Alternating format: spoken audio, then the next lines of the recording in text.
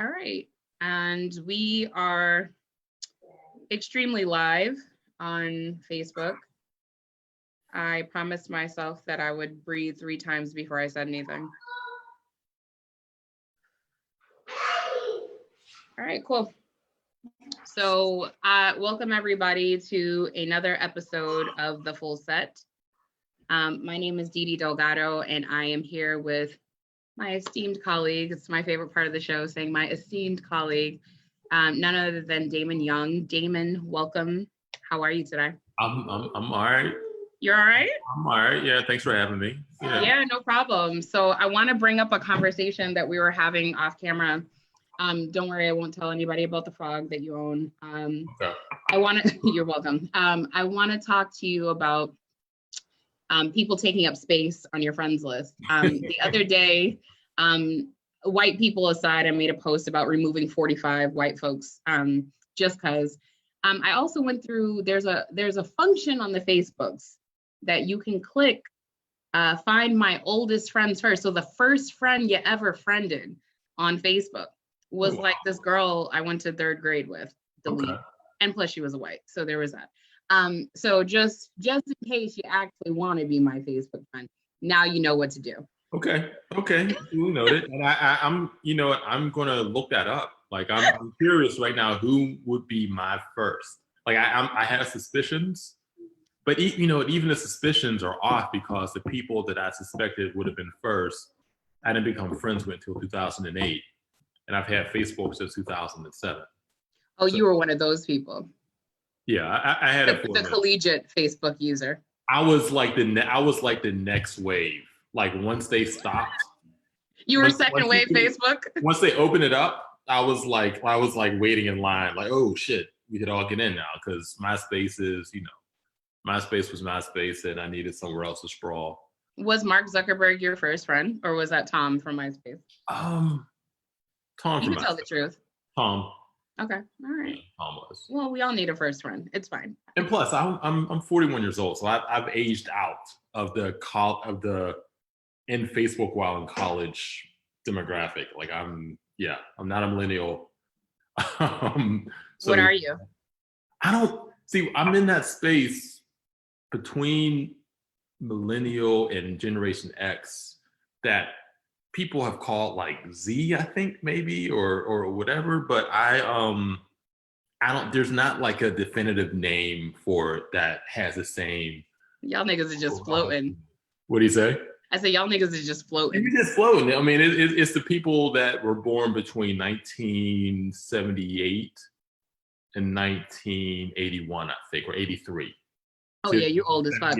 I was gonna say something stoic about like black doesn't crack, but Feminista Jones literally just like read me for filthy the other day and was like, "You gotta stop saying that." I was like, oh, "Okay, all right." So, are you okay? You got the Rona? I hope not. Okay, thank you. I appreciate it. Clear yourself. I want to talk to you about something that's really important, okay? Mm-hmm. And I told you that since we on Beyonce's bandwidth, that this is going to set the tone for the rest of the conversation, which neither you and I have connected about prior, right? Okay. What I want to know is this. Following the success of the Savage remix, if Joe Biden chose Beyonce as his running mate, do you think he could possibly win the upcoming election? Think about it carefully. We're on her bandwidth right now. That's a good question. I feel like Biden at this point could pick a bag of weed as his roommate.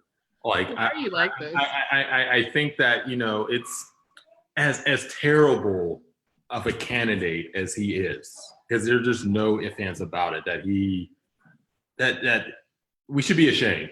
You're gonna ruffle a lot of feathers over here. Yeah, we should be ashamed that he's the one that we, have elected or nominated to whatever. I would vote for anything ahead of who's currently in office. So, and I feel like Oh, so your team vote blue. I thought this was going to go a totally different way. And I feel like that should be, like, I feel like anyone who, even with Beyonce, anyone who the running mate is like the decider, the consideration, like if you're still on the fence at this point, I mean, it's literally almost, it literally might be the end of the world. Right. With this shit. And if you're on the fence about who to vote for at this point, I was like, I don't know if the Savage remix is going to sway you. And I don't even know if you are swayable, that I even need to talk to you about anything at this point. Like and again, that doesn't mean that you endorse Biden, but it's like, holy fuck, what the fuck else can this person do for you to not vote for his opponent? Right. Okay. Thank you for that really staunch answer. I appreciate it. I'm sorry. I know that was like a jokey question. It's like, maybe Beyonce, maybe Solange. I was going to ask you about Solange because I feel like way too often people discredit Solange, and I feel like she's owed her due. Who's discrediting Solange? 4 people that I know. Okay, I actually have a nice passage about Solange in my book. Oh, really? I talk about how I think that she probably knows where to get the best vegan chorizo burritos in every city. Then that's I think in chapter 3 or 4, chapter 3 or 4, yeah. So I feel like it's not in chapter 3 because chapter 3 was the very first chapter that I read because of the title. that was a Love Jones chapter. I don't know if people do this with your book. Let's talk about your book, right? Mm-hmm. You're the author. Well, you're an author of several books, but currently the book. This is one book. No. We're claiming it. We're claiming it. Come on, Ethan. Okay, thank you. So, I'm in other books, but the sole author, this is it right now. I know that feeling. So I feel like I'm on the right trajectory. You just authored a book entitled "What Doesn't Kill You Makes You Blacker," and I have all the pages in here written on. It's extended pages, but and we did a book drive. Done for Didi did this thing that we do twice a year. I saw that. Well, thank you. This is what we do. Thank you.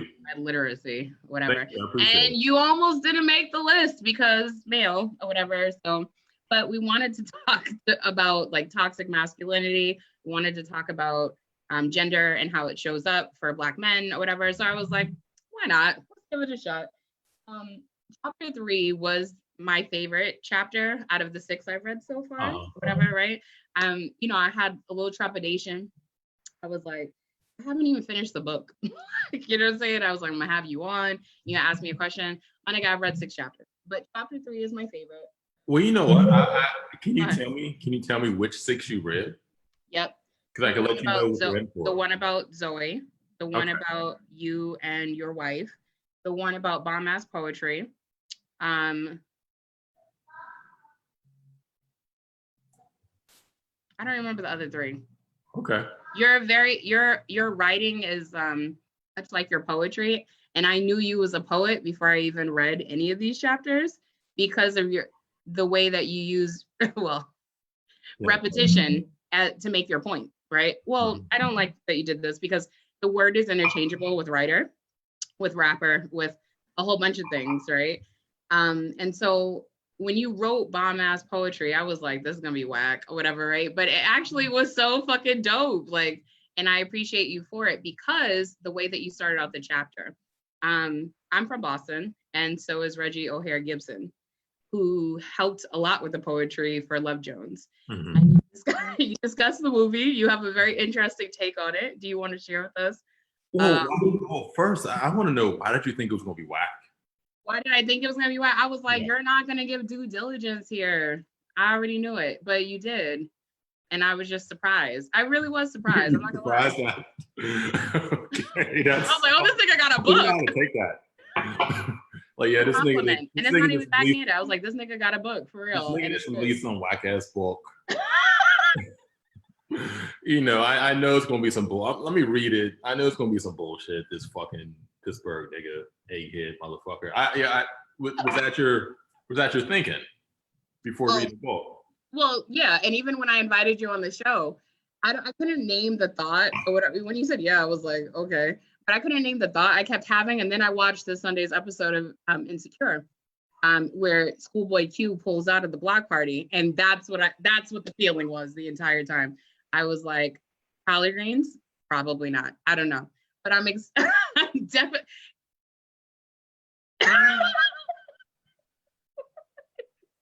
Whatever, don't mind me.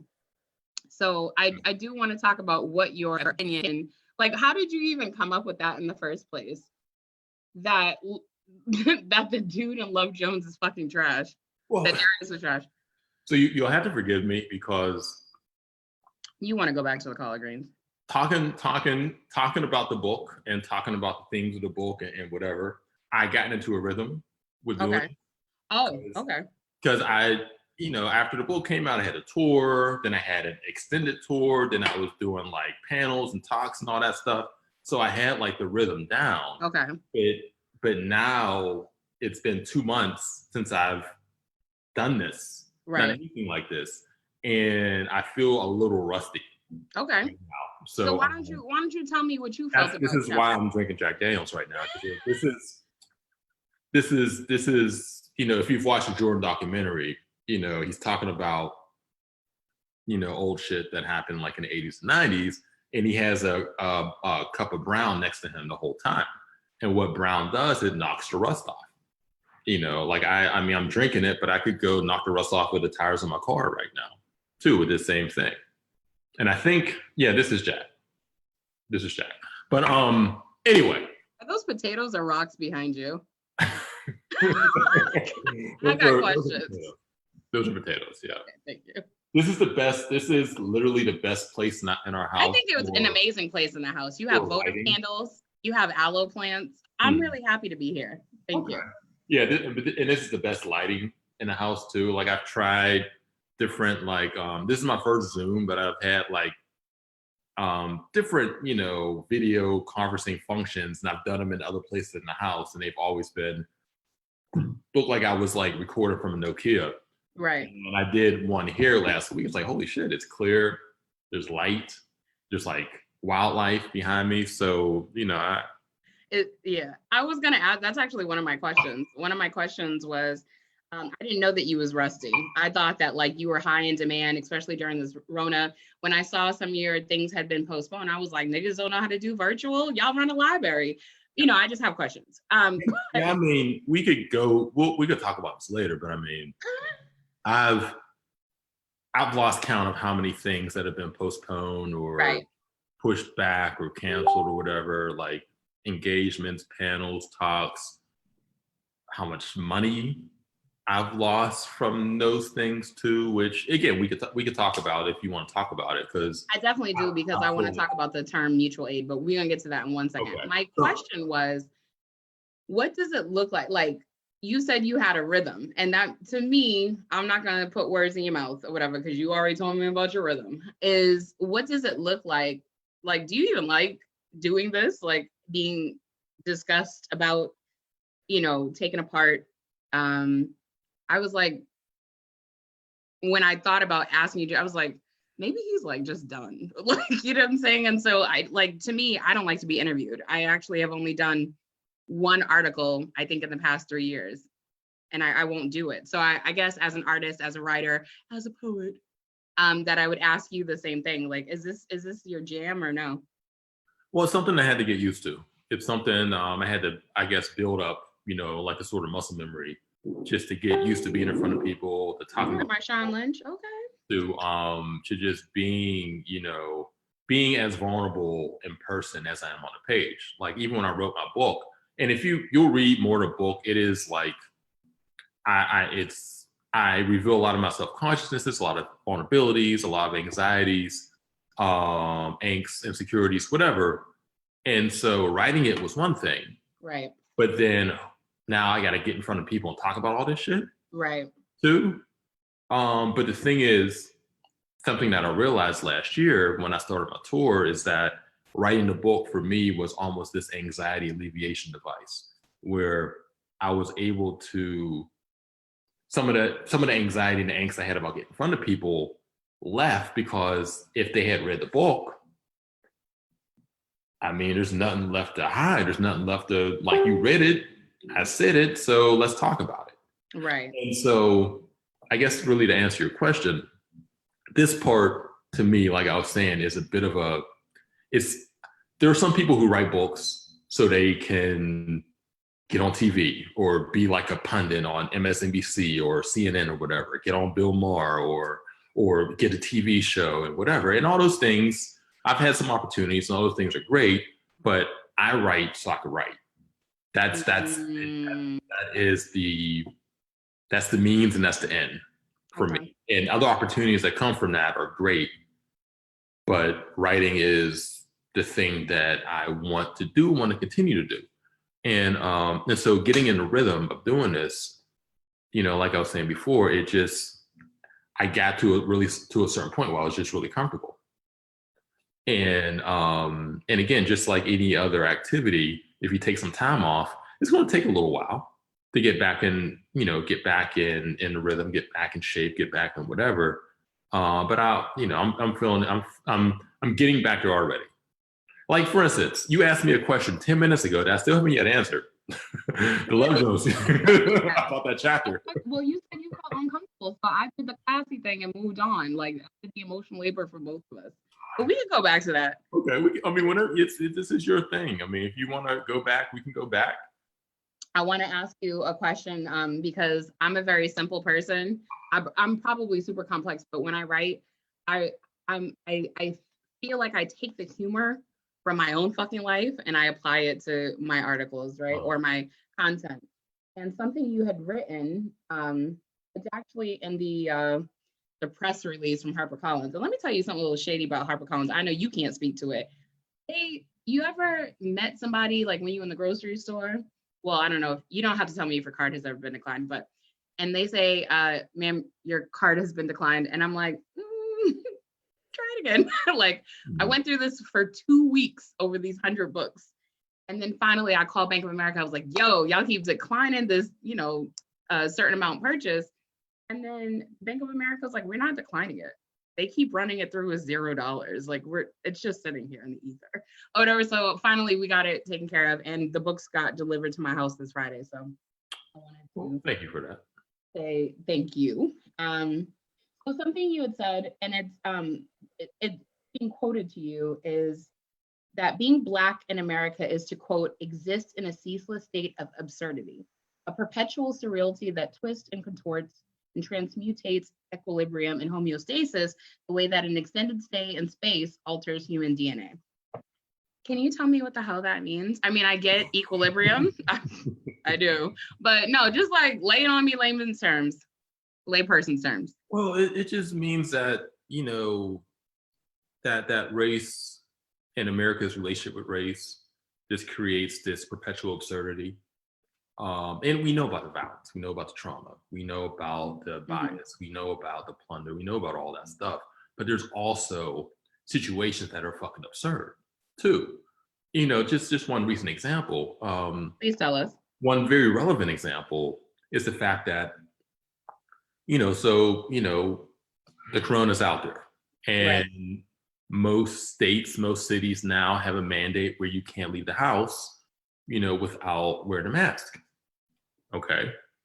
And it's actually kind of, I guess, a bit of irony and a bit of absurdity when you think about Black people, not just men, Black people generally being told your entire life that if you wear a thing that obscures your face while in public, you're going to be perceived as a threat and people— That's the hoodies conversation. You or might kill you or whatever, you know. And now it's like, okay, now if I go out the house without a mask, now I'm the threat.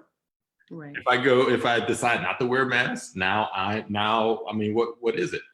And again, that is just one example of just the absurd nature of the system on Black when you're perpetually doing these negotiations and like brutal calculus where you're just trying to, you know, make sense of things, figure things out. And of course, now, I mean, I don't leave the house much now, but when I do, I'm masked up. If I go to the supermarket, if I'm anywhere where there are people around, I make sure to, take all the precautions or whatever, but it's always in the back of my head that this is a thing that I've been socialized, that I've been taught, that I've been demanded not to do. You better not leave the house. You better not be in public around white people with a hoodie on or with your face obscured or whatever. And, those are things that people say, but you don't actually have to do them. I still wear my hoodies. I still, do whatever, but it's still a lesson that we're all taught. And now with this happening, it's like it's inverted in a way. And now you also see that there have been Black people who have been harassed, who've been arrested, who have actually been killed. Right. They're wearing masks. A couple months ago, or like a month ago, there were these two young men who were at Walmart who had masks on, and the police officer or security guard or whatever there made them leave the store, and they caught them on camera. Yeah. And there's been other instances of that happen. And so, again, when I talk about the absurdity, that is fucking absurd. And I actually, I wrote a piece for the Washington Post just about that specific topic, about just, there are certain things that are so bizarre, so silly, so like, what the fuck, that you have to laugh at. That you just have to like, just sit back and like, this is fucking silly. Do you think it's a negotiation for, you said, that it's like we're doing this in an absurd way, but do you think it's a negotiation for our right to be Black, or do you think it's a negotiation for our humanity? And how come people can't see that those are both the same thing? Well, it's not, the negotiation isn't, or it shouldn't be. It shouldn't be a negotiation to prove any sort of like humanity, to prove that our citizenship or whatever is justified. It's more of a negotiation of survival. It's like I know that I belong, or whatever the fuck. I know that I'm a citizen, I'm a human, all that shit. I know that. That's not in doubt for me. And I'm not going to prove that to you. Because I feel like any time that someone has to be convinced of humanity, it's proof that they can't be convinced at all. So why even try? And so the negotiation that I'm talking about is more of, you're just leaving the house and figuring out, okay, what do I need to do to stay sane and to get back home? And then you ask yourself sometimes, is that drive towards sanity and safety, does it compromise my integrity at any point? And so there's always that question of like sanity versus integrity, where it becomes like this very just brutal binary that, and it's one of those things that, people in vulnerable communities, vulnerable populations have to think about, whereas people in a more dominant culture don't. And, when we talk about microaggressions, we talk about, and not even just microaggressions, but just the health disparities that exist among us, and we suffer more from high blood pressure, hypertension, and, all of these, conditions that are stress related. Right. This is what causes that. It's not our diet. I mean, we could make some changes in our diet, but everyone could. We don't eat any better or worse than anyone else here. Then if we do, it's not because we don't know to eat better, it's because we live in food deserts. Right.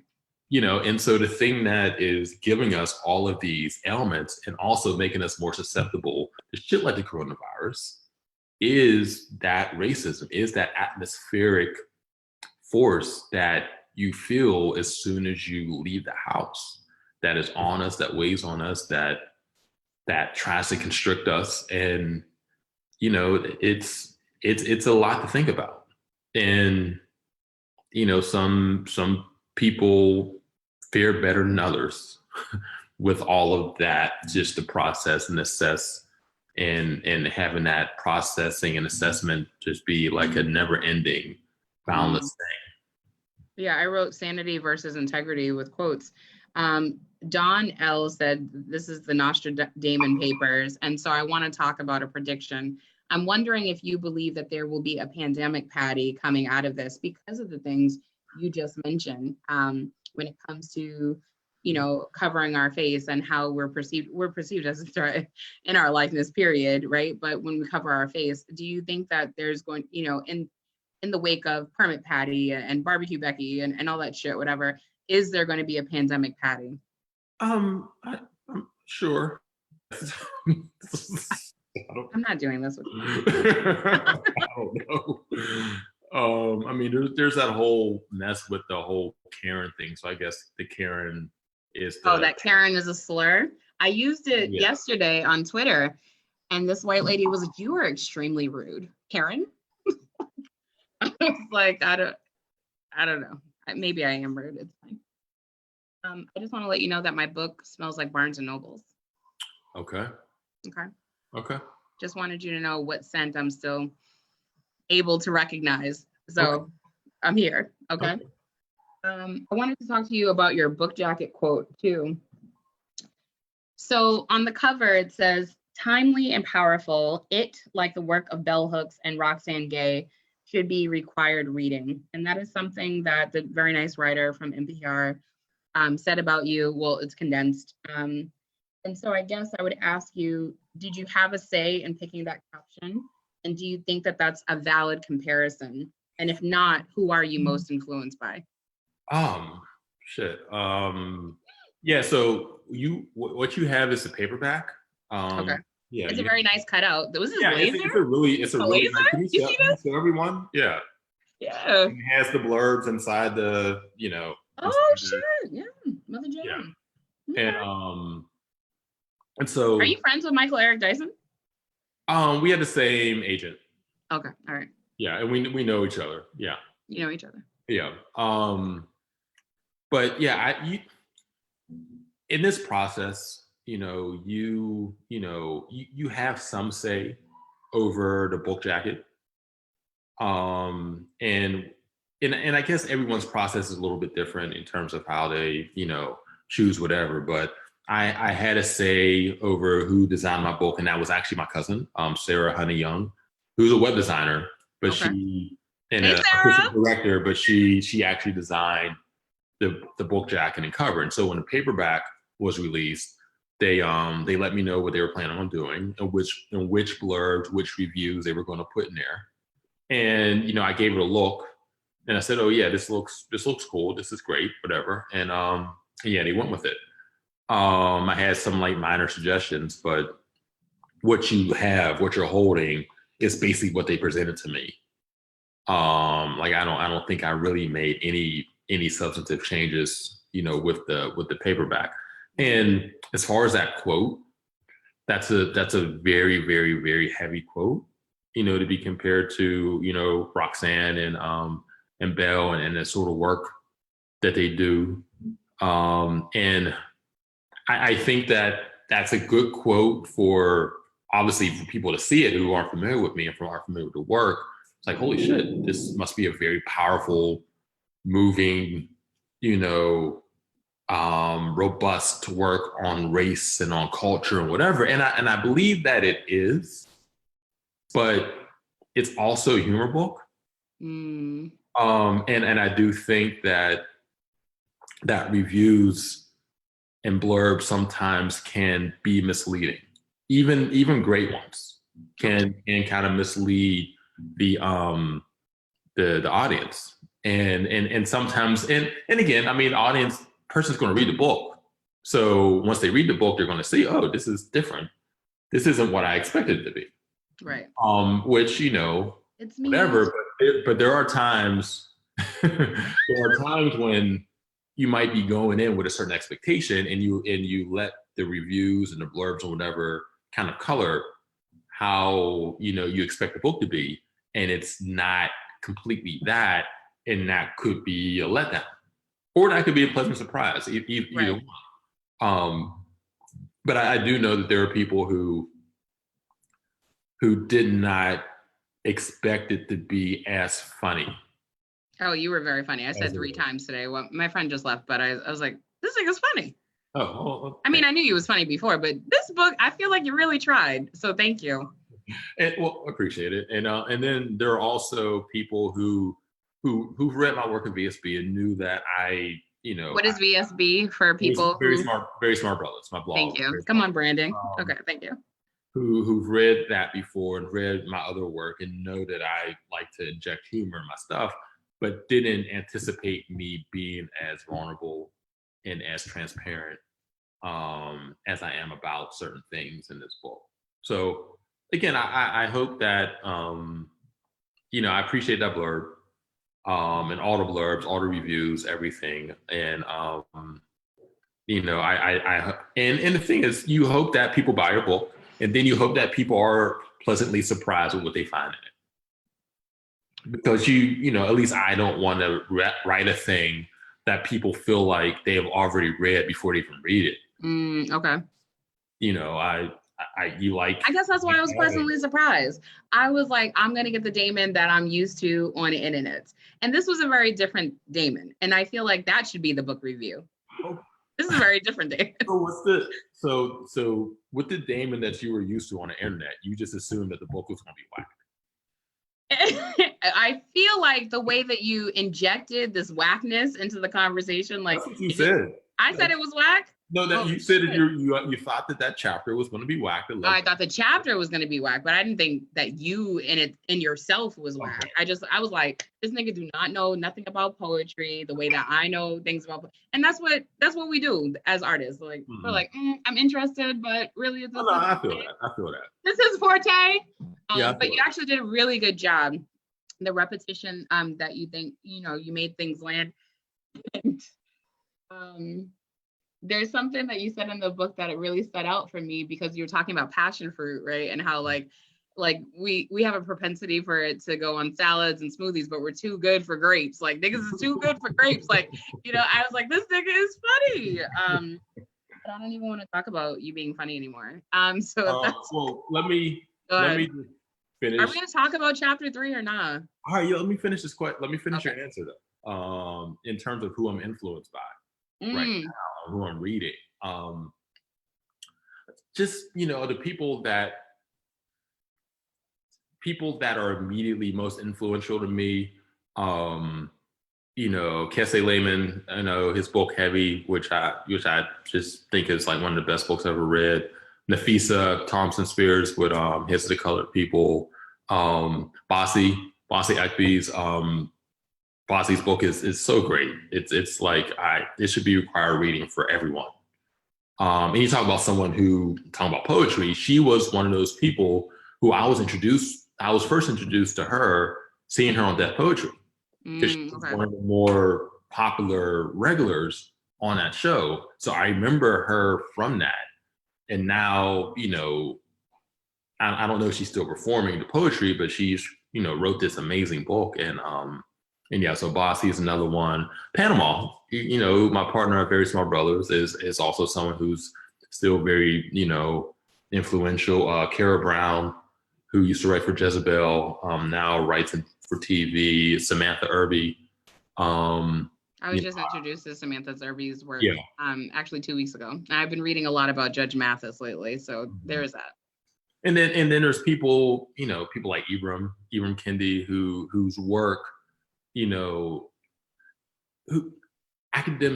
journalists and academics, they do the work that allow me to do what I do.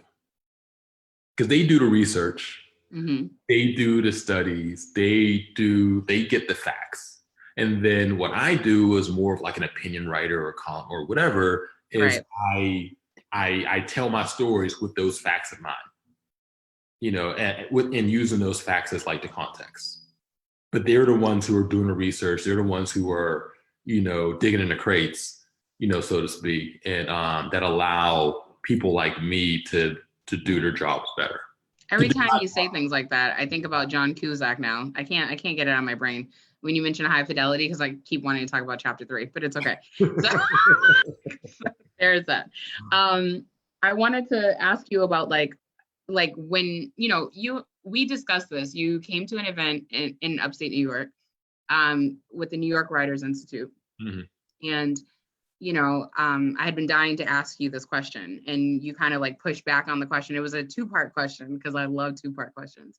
And one was like, and this is actually one of the meatier questions probably, but what is the responsibility of Black men when it comes to feminism and addressing the way that their masculinity shows up? And then the second part was, when you get dragged on the internet, like, how do you respond, or like, how do you choose not to respond? And you were like, excuse me, I wasn't dragged on the internet. People had their opinions. I recall you saying that people had their opinions, but they were just really loud about it. And so it might have seemed like it was a drag, but, and we were talking about your article. Where straight Black men are the straight Black men are the white people, Black people. You're talking about the response. Yes, which is actually one of my favorite articles. Yeah. Yeah, and so the first part of your question, I mean, we all have a responsibility to just be better humans, to do things that reduce harm, to do things that, I mean, this sounds like some kumbaya like bullshit, but just to make the world a better place, really. Right. And that's almost feels like an oversimplification, but so much of what we do doesn't take that in mind. And it's like we put the needs of ourselves, our immediate needs, ahead of the needs of other people. And that's because of an empathy void. That's because of, we talked about just this socialized, if we're talking about Black men specifically, straight Black men, like this socialized ideal of what it looks like to be masculine, what it looks like to be a quote unquote man, what it looks like to be, a leader. And many of those behaviors that we're taught and that we continue and that we teach are toxic behaviors that maybe are immediately fruitful for us, but are harmful to the people close to us. And the people close to us are mostly women, the women who love us, the women in our lives. And not just the women in our lives, the women who we'll never see, the women who we'll never know, because those women matter just as much as as our daughters or our wives or our homegirls or anything like that. Right, which is what I see a lot of. Men defending their daughters, but won't defend the Black women they're in relationship with. And that's sort of, I guess, misogyny, the word that really comes to mind when think about it is myopy, where you're just not seeing anything except for what's directly in front of you. And you're not considering how your words and how your actions and how your ideas just impact the larger community. And again, that I've joked with some friends, before that, the term Hotep is a popular term, and it stands for, what it's supposed to stand for now. It's kind of, the connotation has changed, and that happens with language sometimes because language is fluid. The definition is static, but how the language is applied is fluid. And so Hotep has undergone this like transformation where it's come to stand for this sort of very, this pro-Blackness that is a veneer for these really regressive views about gender, about sexuality, about politics or whatever. And I've joked with people before that a lot of us have some Hotep in us, and you have to kind of extract that, because I feel like even like I was even talking to Panama the other day about this, about music specifically, and everyone's in like this real like nostalgia tip right now. We're watching basketball from like the 80s and 90s and going to the Versus things every weekend where it's like music from like the 80s and 90s. A lot of that shit, we're talking specifically the rap music, even though it was good music, if you actually listen to it, like, holy shit. And we're talking, and not just like the ignorant move, not just the ignorant shit. I'm talking about the conscious shit too. Right. People citing like the Willie Lynch letter. And are you saying that you can't listen to Common regularly anymore? You know what? I think Common has done a really great job of grabbing like the Microsoft, spot bag right now. He is kind of transitioned into this it's almost like this classic rock elevator rap point of his career. And I appreciate that he's, you know, that's where he is right now.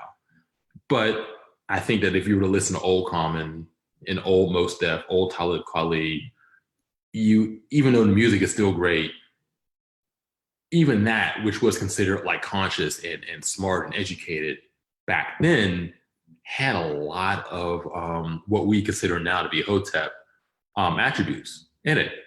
The Miseducation of Lauryn Hill did too. I get out of all your boxes. I mean, yeah, I mean, so yeah, and that takes it.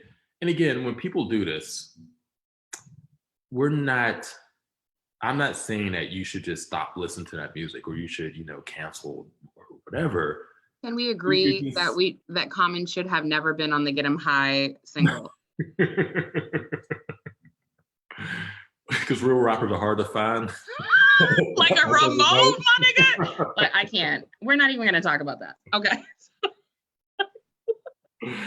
But you know, the first time I heard that, I was like, oh yeah, nah, because I was like, we didn't know no better. We're like, bars. Oh, bars. I don't know where my remote is right now.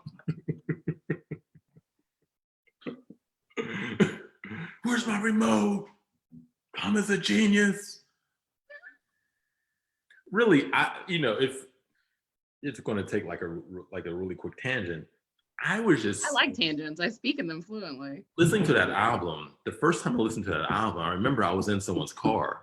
I was a teacher at Wilkinsburg High School, and I didn't have a car then. And the person who was the driver was giving me rides home sometimes. And we were sitting in this car with two other people, I forgot who it was, in the back, listening to Kanye's album for the first time. And I remember how surprised I was at how good it was. Because I thought, I loved his production, all the shit that he had done for Jay and Beanie and, you know, even Dead Prez and whatever up until then. But when I heard like Slow Jams, I was like, this nigga, I don't need to hear him rap ever again. But then I listened to the album and like that and Spaceship, and I was like, wow. He said, if my manager insults me again, I will be assaulting him. And I'll never forget that, because that's how I go to work every Monday. And so anyway, that just a quick 2003 or 4 when that came out? I feel like it was 2003, but I copped it in 2004 because I was delayed on everything back then. Sorry. I wanted to shift gears for a second. In 2010, my mom passed away, and I never really dealt with any of the shit that came along with that. I mean, I think having to care for and coordinate with family members and be the eldest and all that shit, and have my mom pass away from a debilitating disease. Reading the chapter, Living While Black Killed My Mom, I feel like speaks to a lot of turmoil that Black femmes and non-men go through, the secrecy, because we don't want to be a burden to someone else. And I just wanted to ask you, without going too deep into it, because I don't know where you are with, you know, your own grief, what does it look like when you sit down with yourself and say, I have to elevate this story about this is your memoir, right? And it's written in a series of essays, but what did it look like for you when you said, I have to write this chapter about my mama?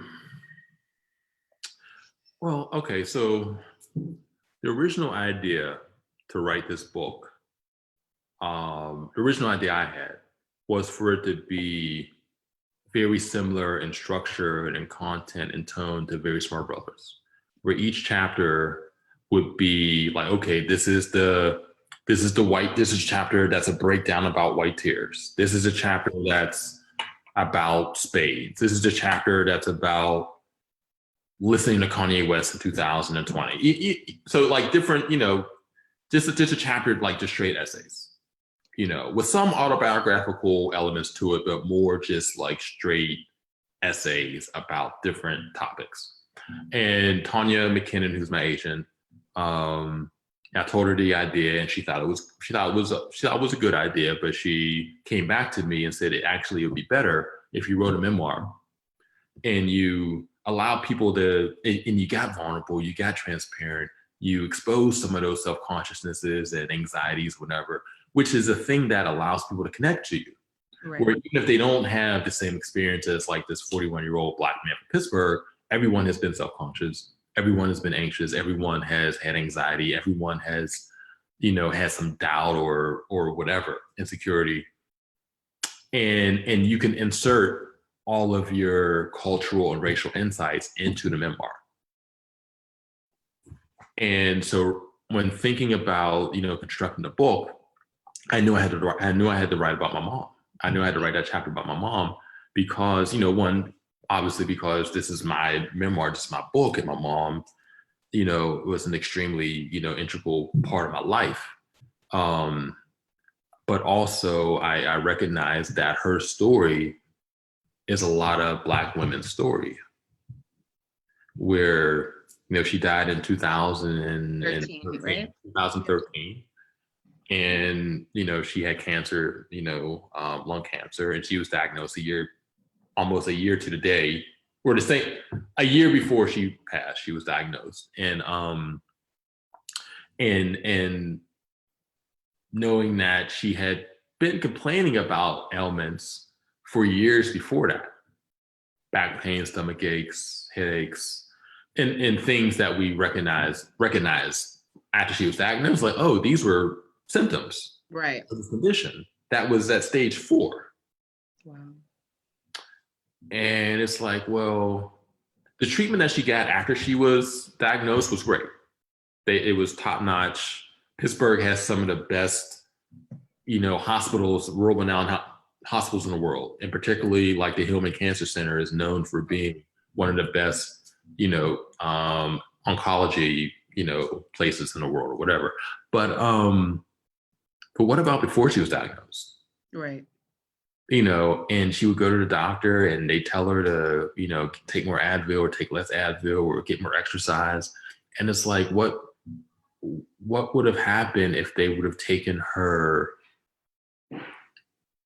complaints or her feelings more seriously? Would she still be here? Right. Maybe not. I mean, and I say this while also acknowledging that my mom was a smoker for 30 years. Right. She had COPD. So she did things that, that often lead to people having that sort of cancer. But then you have to pull back and then you look at just the larger picture and you recognize that Black people live in conditions that make us more susceptible to the sort of things that you would need to self-medicate with.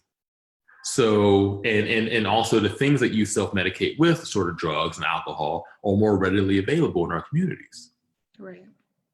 So all that shit is connected. All that shit matters. All the pieces, The Wire is one of my favorite shows, my favorite show actually. And well, yeah, my favorite show. And the theme of that show was all the pieces matter. Mm-hmm. And all the pieces of my mom's health, health history, and also just where she existed, where she was from, this country, this city, all that shit matters. And all that shit contributed to her dying at 60. Right. Damn. It's like we talk about social determinants of health all the time, but I feel like medical professionals don't actually connect that. Mm-hmm.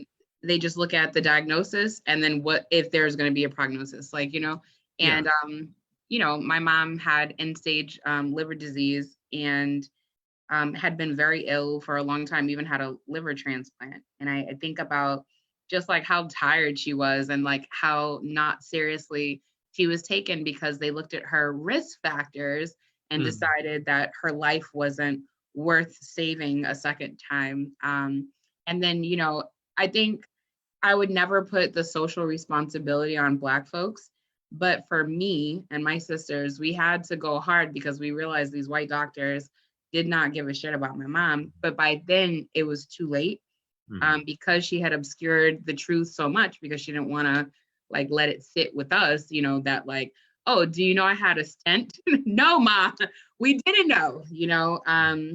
And so I just appreciate you sitting with yourself and like examining the things, because it's a story that helped me and I'm actually going to go back to it.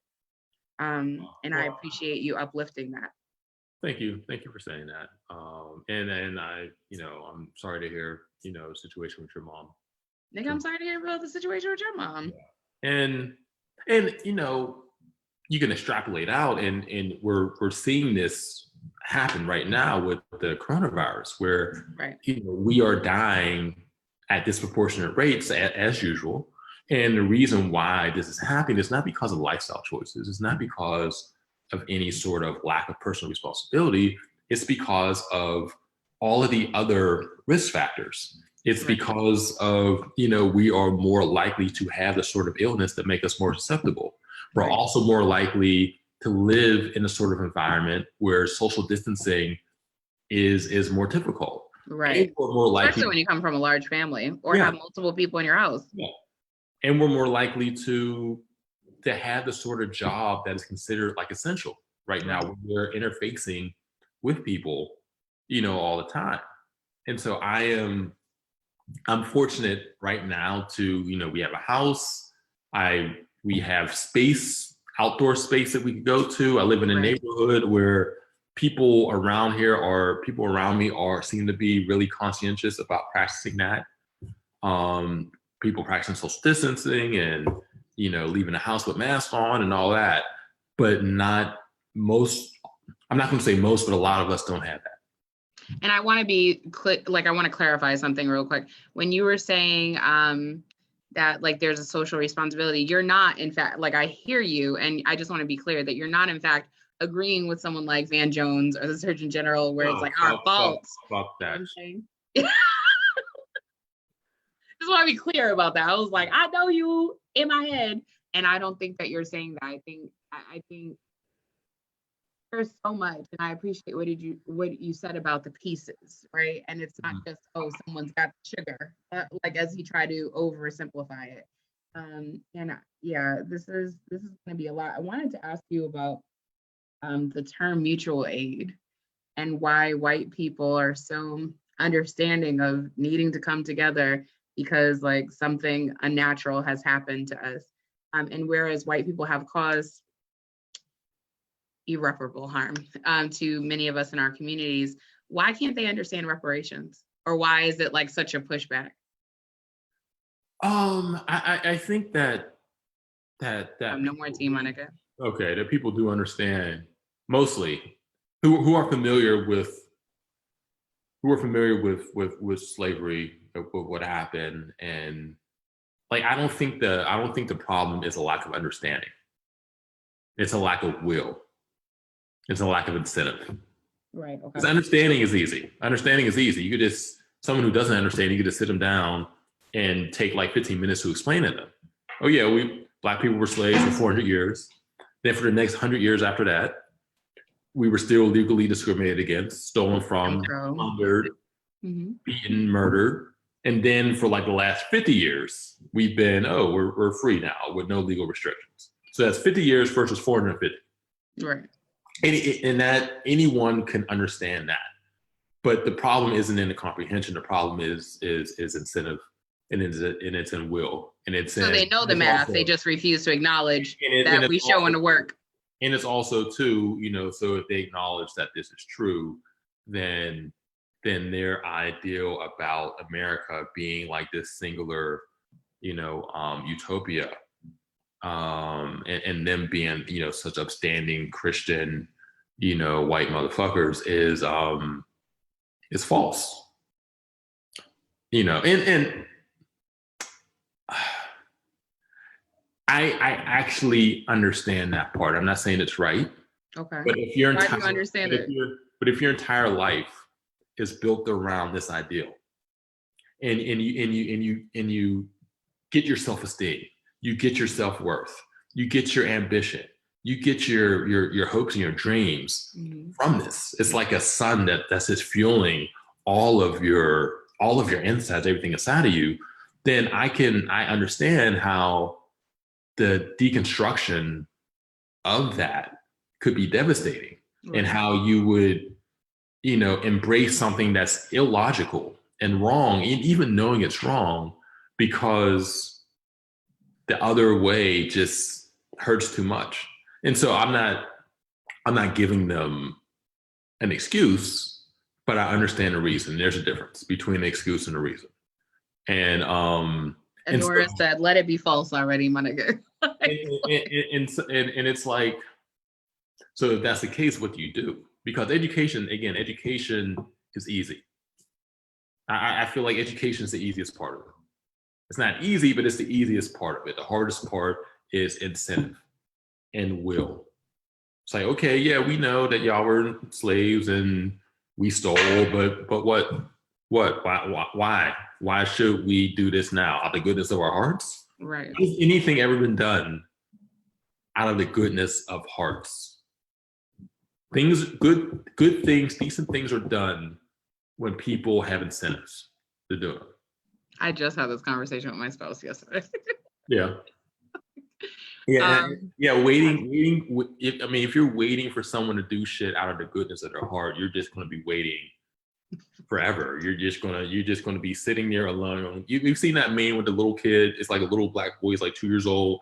He's just sitting there by himself on a bench, all sad. That's who you're gonna be if you're Sounds waiting. Weirdly specific, but okay. If you're waiting for something, for someone to make some sort of change like this, just because they believe it's the right thing. Okay. I want to go back to, this is my second to last question. I want to go back to chapter 3. I'm going to give you a quote. Yeah, let's talk about the book. So in chapter 3, okay, so also there's the street cred thing that I want to go into, but we don't have to, because I really want to focus on chapter 3. So in Bomb-Ass Poetry, you said Darius Love Hall was trash. And you said, in fact, you called him a fraud, a creep, and a criminal. Why did you classify that my favorite Black character as such? Okay, so in the first, this is just what happens in the first 15 minutes of the movie. Okay, first 15 minutes of the movie. Okay, he's at the sanctuary, at the bar, which is the spot that they do the poetry in, right? Sees Nia Long. They flirt or whatever, blah blah blah. She goes back to her seat. He goes on stage and he reads a poem about her. That's actually kind of to her.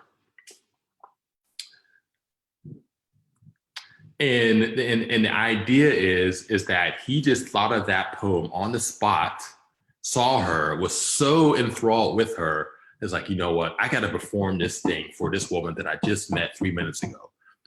No one on earth can do that. This was a poem that he had written for someone else. Okay, and then he saw her. It's like, you know what? Just let me substitute Martha. Martha. Nina. Let me put her name in it. Let me talk to her and just make these little minute changes so that she thinks it's about her. Okay, so that happens. That's like the first scene in the movie, scene 1. And then I guess a week or so later, he's out, doing what he does, out, fucking, doing whatever. He's in a record shop, sees her or something, or she leaves. I forgot exactly how it happened, but he shows up at her apartment, the apartment that she's house sitting, because he got her address. Oh yeah, he got her address from the guy. Yeah. Mm-hmm. From her homegirl who happened to be working in the store that she shopped at. Right. I'm pretty certain that's a crime.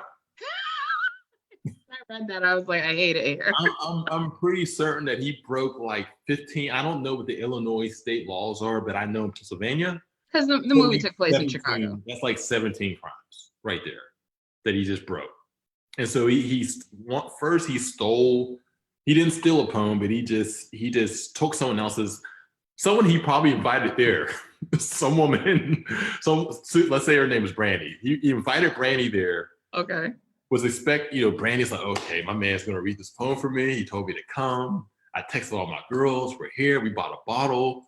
And then this nigga goes on stage and reads some poem for some woman he just met 3 minutes ago. Right. He does that, and then he gets her phone number and address and all that by doing some shit that I'm 100% certain is legal. So that was my basis for the Darius Love Hall was trash. But the movie is great. Love Jones still exists. I had to Google the word. Now I can't remember what you used. It's Zytogig? Is that what you said? I had to Google. I had to Google that shit. But you were actually right to utilize that word, because I feel that Love Jones encapsulated that entire decade for me. Mm-hmm.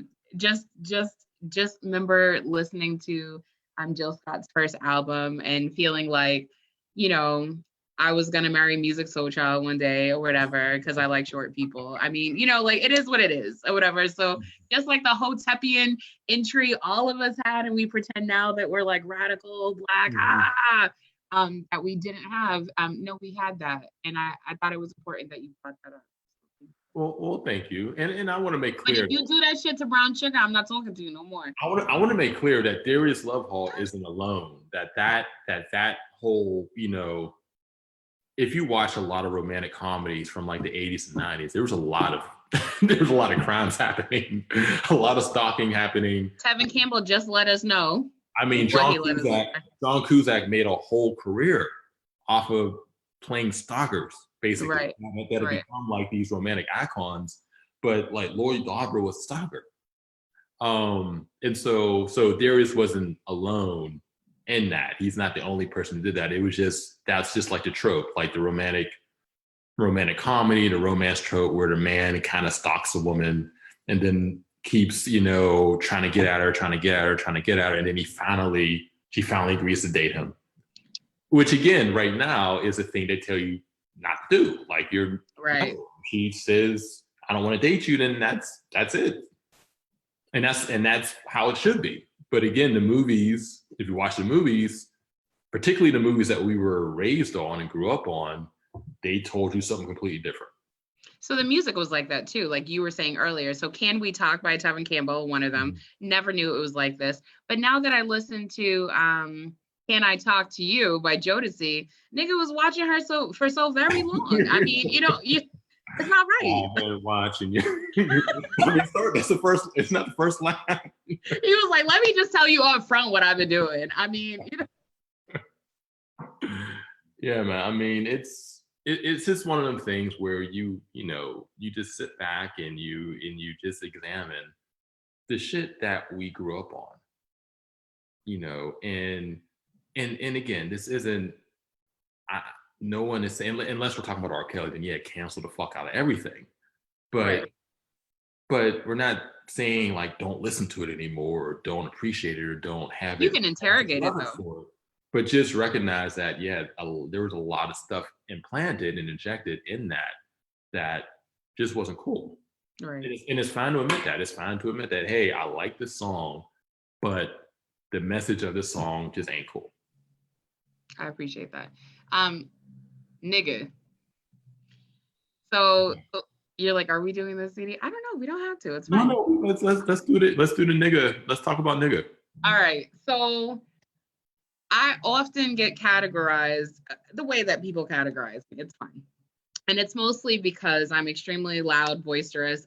Although I can be funny, people don't like it when I drop the N-word. And so you have dedicated an entire soliloquy to the N-word. And I want to ask you, like, what, first of all, there's like this whole thing that we'll never get into, but maybe some other day, about why the same thing that Black women and non-men say that men can say, and it's fine. No one's gonna die, like, it's fine. But let me say it, and it's just off base. So I want to take this opportunity to just like sift through the soil for a second. Why is the word nigga important? I mean, for me, it was a word there was a word that was introduced to me as a source of joy in community. When I heard nigga in person. Like I wasn't called a nigger with a hard R. With a hard R until I was like 14. No, I was 15 years old.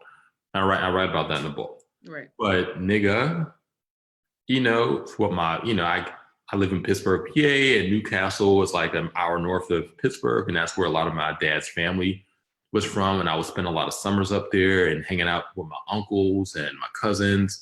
Nigga this, nigga that, and again, it's all love. My nigga.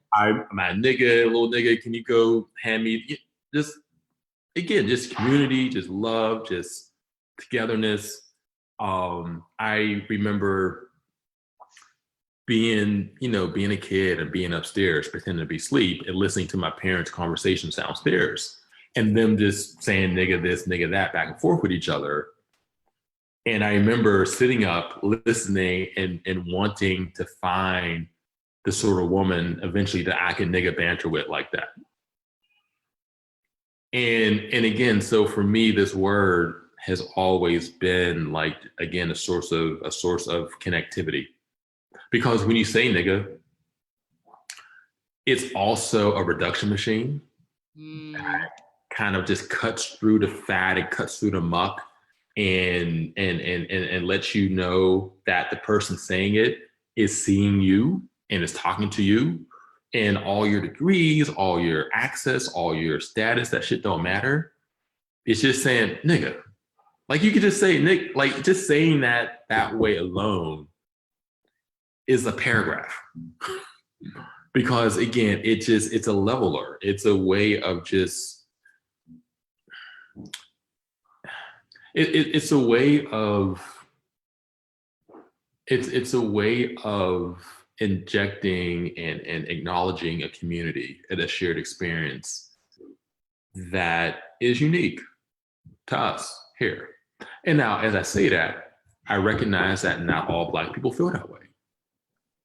And, and one of the many reasons why white people should just stay the fuck away from this word is that there isn't even a consensus among us. Mm-hmm. Like there are some of us that hate saying it and that hate that others say it still. Right. So if there isn't even a consensus here, y'all definitely can't say it. Right. Y'all definitely can't. Y'all not even can't y'all say it. Y'all don't have. Y'all could just listen to the conversation. You can't raise your hand. You can't add like a footnote. You have nothing here. Just sit with your hands in your pockets and listen. And then when it's time to leave. They should have never gave y'all niggas Zoom. But yeah, I just, it's a word that also functions as a Swiss Army knife. It could be a question, it could be an exclamation, it could be a noun, an adverb, an adjective, a pronoun. Pronoun's a little stretching it. Like pronoun is hard, but it could be the rest of those things. It could be a full sentence. It could be a full paragraph. It has been a full paragraph in text before. It could be spoken in a way where if it was written, it would be italicized. Like there's so many, like nigga, it's like, I don't know, man. It's like you make him nigga palatable for a lot of niggas right now. It's like onions, where you could just use onions for so many different things. And there's so many different like sauces and seasonings, so many different garnishes. You could just eat the onion by it. That's a little weird, but you could still do that. Just eat a full onion by yourself. You would, I'm sure it has some health benefits, just like nigga does. Saying nigga has health benefits. And so, yeah, I mean, the chapter I wrote that deals with that word specifically leads with a story about this white boy who, with a group of Black, we were all like hanging out watching like at like a barbecue or a cookout or whatever, watching like basketball. And there's like 12 of us and one white boy.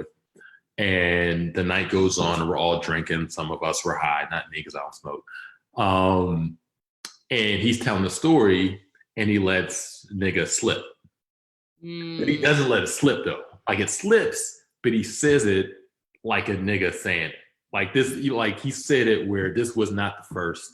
Like he had practiced it at home in the mirror like, along with music. This is like the 1,000th time he said nigga. Like he was a nigga maven at that point, where he was an expert. Like he could have taught other white people how to say nigga. Like that's how good. Like he had the rhythm, he used it in the proper context.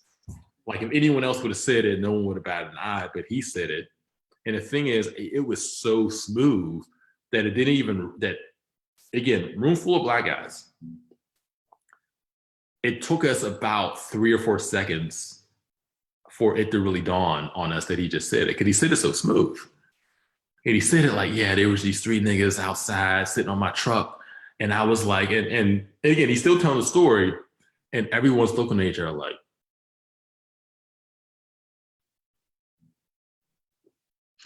did he just say that? Did he just say what? Wait. and then it became like watching you relive the moment is clutch. And then it became like a collective acknowledgement. Like, story's over. Story time's over. What the fuck, Jeremy? You know. And then he started apologizing. Like, oh my bad. You know, I had too much to drink, and I'm white, and the songs. And I look like John B, and I have tattoos. So. And so y'all educated him that he can't be a nigga by proximity. Yeah. So. And that was the last time that I like kicked it with him. Now he wasn't like a close friend, but that was like I think that was the last time I like hung out with him in that capacity.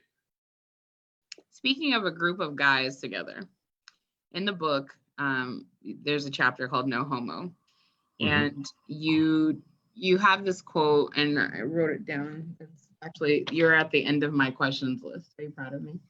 So, if there was nothing wrong with being gay, then what was wrong with being soft? And I think about, when we talk about masculinity and like how it shows up in ways that are not healthy, in ways that are violent, in ways that are toxic, right? I think about a lot of Black men, and I only focus on Black men because I really don't want to talk about white people ever, really, if I don't have to. A lot of Black men will say that they have no problem with someone being gay. But then, there's obviously language, there's vernacular, there's like stories told to us in which you a pussy, you a bitch, oh, you soft, like, you know what I'm saying? Like, and so then you have these attributes that most people, look to gay people for. And so with that, I guess I would ask you, how do y'all unpack that shit? Like, you know what I'm saying? Like, what does it look like? I think about the little Duvall situation. I don't know if you remember this, but Janet Mock had come to the Breakfast Club, and Lil Duvall went on like right after her, and it just became a very beyond problematic. And so like, how do y'all begin to unpack that shit? Like, because there are children after y'all. You know what I'm saying? Like, we can't continue living in this world. Well, so that title for people, the title of the chapter was "No Homo" for people who haven't read the book, and I took that. I titled it that because when I was in college, and I went to college in Buffalo in upstate New York, Canisius College, and at that point in time, no homo was like a thing that you would say after anything that had any sort of homoerotic undertones. Come on, J.R. Ryder. So what do you say?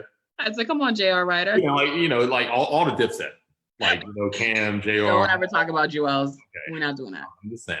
But and it would be like, oh yeah, man, Patrick Ewing's arms long as shit, no homo. Like, just like, what? Why do you need to say we're talking about basketball? Why is this even relevant? But it was like a thing. It was, and then it got to a point where people would say things that were intentionally homoerotic just so they could say no homo and like this ironic. Or pause. Yeah, well, pause came later. Of course. Pause, I guess, is what they maybe say now. I don't know if they still say it now, but I know pause came after no homo. Okay. And again, it became like this ironic, just like, look at me, I'm so secure, and my masculinity, that I could joke about this thing. But, just like how ironic racism is just racism, ironic homophobia is still homophobia. And even, and just the fact that we, thought it was cool or thought it was funny to say that or to use it that way is proof that we had some serious just issues around masculinity, about sexuality. And one of the recurring themes in this book is the idea of performance. Yes. And in this chapter, it really deals with performance and in its relation to masculinity, and how so much of man making and manhood is based on your distance from softness, and that distance is measured by how many women you have sex with, or how good you are at fighting, or how good you are at a certain sport, or just with the sort of swag or whatever you carry yourself with. But the thing is, those lessons, even when I'm 15, 16, 17, 18 years old, you recognize that there are inherent contradictions in those lessons. Because, okay, so if you're softness is like the polar opposite of masculinity. Okay, whatever. But and if masculinity was like, okay, you have to be this ultra virile, ultra athletic, ultra dominant, whatever. Softness sometimes represented by, okay, he's really into like fashion, or he's really into like certain types of music, or he's really into whatever, and it didn't even have anything to do with actual sexuality, but just like this weird, bizarre notion of what is considered soft. But then it's like, okay, well, some of those quote unquote soft guys had a lot of girlfriends too. Right. And so, and again, not to say that having a girl mean anything, but it's like, well, if masculinity was predicated on this thing, but the quote unquote soft boys also had this thing too, then that just didn't match up. It just didn't make sense. And when you start thinking about it, and that's just one minor example, and when you just start thinking about it more critically, you start to realize that none of this makes sense. It's a house of cards. None of it makes sense. And not only does it not make sense, it is, I talked earlier about people not changing unless they have incentives. And I think that, I think that a lot of us are I think a lot of us could look at this whole deconstruction of masculinity and recognizing what's toxic can maybe just have a little shift of perspective that would make a huge difference. Because this shit is harmful to us too. In fact, it is mostly harmful for us. And the conversations about this are mostly dependent on, or mostly revolving around how our actions affect other people, how our actions affect women, how our actions affect girls, how our actions affect, just the world outside of us. But it also fucks us up too. It also kills us. It also adds all of this anxiety and pressure and stress, where you're just wondering, okay, I have to maintain this veneer. I have to maintain this facade. I have to do this because, again, my self-worth and my self-esteem is dependent on this thing. And, the reason why I wrote that piece that straight black men are the white people or black people or whatever, or straight black men are the white people, black people, is because there are a lot of similarities between this connection to this sort of just self-defeating masculinity and also white people's reliance on whiteness. It's not a one-to-one comparison, but there's a lot of overlap. There's a lot of similarities between the two. And again, just as white supremacy kills white people too, toxic masculinity kills us. And I'm not just talking about just violence. I'm not talking about that. I'm talking about heart disease. I'm talking about hypertension. I'm talking about high blood pressure. I'm talking about diabetes. I'm talking about addiction.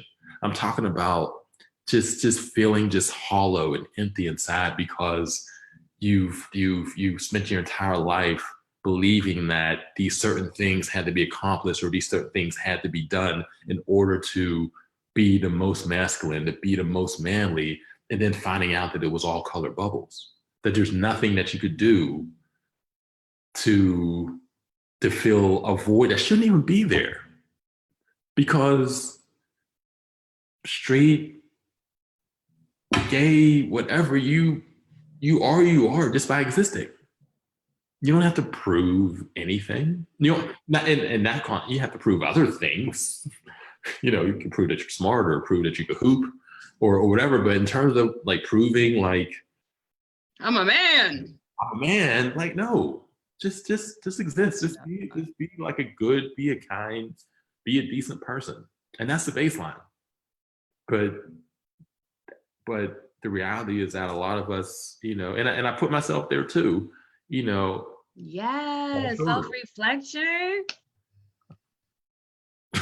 Okay, was that a hat? You just hashtagged me right there. Hashtag self-reflection. Is this an episode of Insecure right now? Are we speaking in hashtags? Yo, this is literally how I live my life. Like Issa Rae is okay.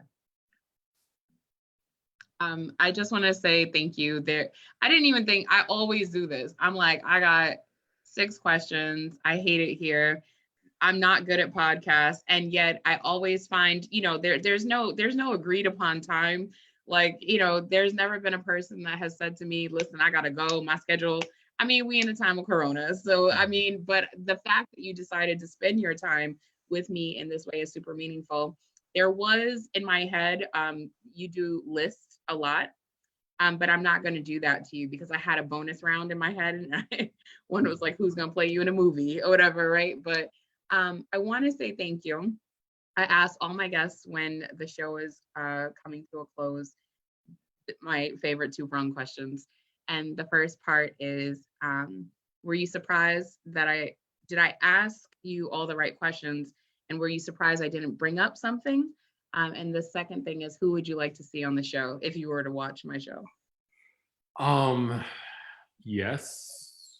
Wait, repeat the questions. Bring it again. So the question is were you surprised? Like, did I ask pretty much all the questions? You were like, I'm burning to talk about my book. I have to come here, or I want to come here to discuss X, Y, and Z. I'm surprised it didn't ask me about. I am surprised you didn't finish the book. It's like, I read 6 pages, but you know. I'm busy. Feminista Joan book came before yours. I mean, like. I don't fuck with you, but yeah, this was, you know, these were great questions. It's a great conversation. I truly do appreciate it. It's funny because I feel like I repeat myself with some of these, because with some of these answers I give at talks or whatever, but then I recognize that there's different audiences each time. So even if I said the same thing that I said 2 months ago, whatever, it's a whole different audience that's here. But again, I appreciate you having me. I appreciate those swords and those samurai swords in the background. Is that what? My ancestors, yes. Mind your business. But I guess I talked about your potatoes, so I mean, I'm fair game. All right. And who would I like to see on this show? I don't know, Bossy Ecco. Okay. Well, y'all would just add into my list, but I'm really excited about the upcoming episodes. If y'all are watching, Sonia Renee Taylor just confirmed, so I'm excited. I'm all the things, right? I'm all the things. So I will actually have one of my interns send out an email to Bossy. So thank you very much. Thank you for spending time with me today. Oh, no doubt. Thanks for having me. No, I appreciate it. This has been another episode of The Full Set, and I thank y'all for joining us. And y'all have a good night. Stay sucker and COVID free. All right. Peace. Peace.